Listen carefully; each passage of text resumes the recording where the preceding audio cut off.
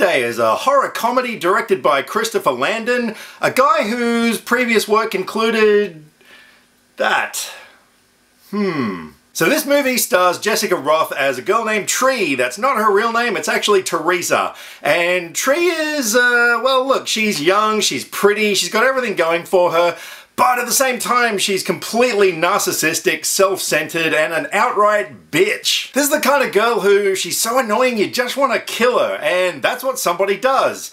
Again and again and again. On the night of her birthday, Tree gets murdered, but she wakes up on that same morning and relives the day again, only to be killed, only to wake up and relive the day again and be killed, etc. So what we've got here is kind of a Groundhog Day situation where she's given a day to try and figure out who it is who's killing her. And along the way, of course, she becomes a better person from having learnt some life lessons, that sort of stuff. Now look, going into this movie, I was really looking forward to it because I love this kind of movie. I love Groundhog Day, Edge of Tomorrow, those movies where someone has to relive a day over and over again. I just find it's a really fun idea. And I thought, being in the context of a horror movie, this could be a lot of fun. And I've got to tell you, I had a blast with this movie. For a lot of the reasons I wasn't expecting to. For starters, look, it's not that scary. I mean, look, it is kind of a slasher movie in terms of like Scream, I Know What You Did Last Summer, although I did find a little bit of maybe 80s reference in there. But aside from a couple of jump scares, it really wasn't scary. But what it did deliver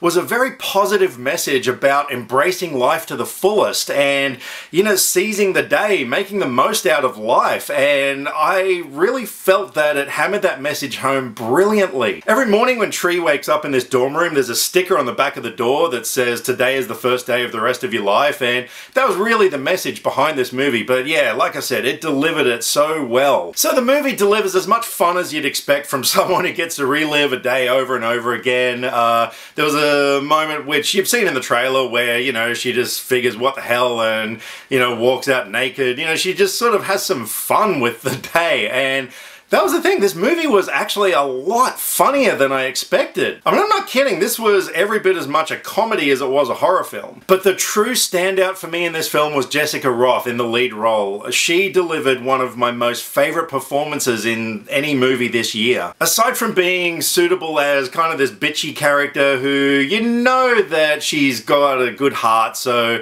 yeah, like, you kind of like her, but she played it so well. She was funny, she was charming, she just had everything going for her, and she was an absolute joy to watch. Israel Broussard, a character named Carter who Tree keeps waking up in his dorm room each day, he was really good too. He was kind of like her sidekick in all this, who she convinces each day that, you know, what's going on. And yeah, I thought the chemistry between the two was really good. He was also a likable guy. The third act of this movie, it really gave me a warm, fuzzy feeling. It was actually quite tender, and the movie had a lot of heart. It had some real substance to it, which I wasn't expecting to find. And I gotta hand it to the conclusion, like, as to who the killer actually is. Obviously no spoilers here, but the movie sets up, you know, some suspects at the start, and it does keep you guessing throughout. But when it is actually revealed who the killer is, I didn't see it coming, and there were some really great surprises in the film. So while I had a lot of fun with this, look, it wasn't a perfect film. There were parts of it that were a bit predictable, in as much as, look, you know the character arc that she's going to go through, you know that she's going to become a better person, but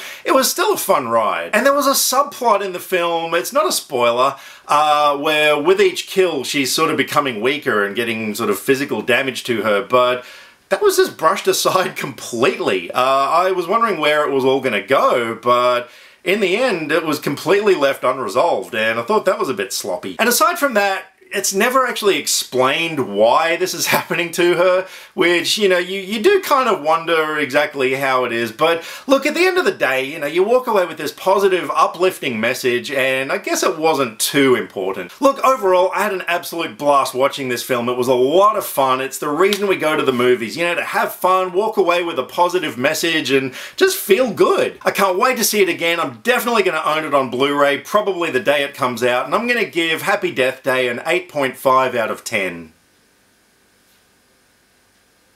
So guys, let me know if you've seen Happy Death Day. I strongly recommend you go out and have a look because, yeah, it is a lot of fun. Let me know what you thought of it. Drop me some comments either here or on Facebook. All the social media links are in the description below because I like to talk about movies and I would love to talk about movies with you.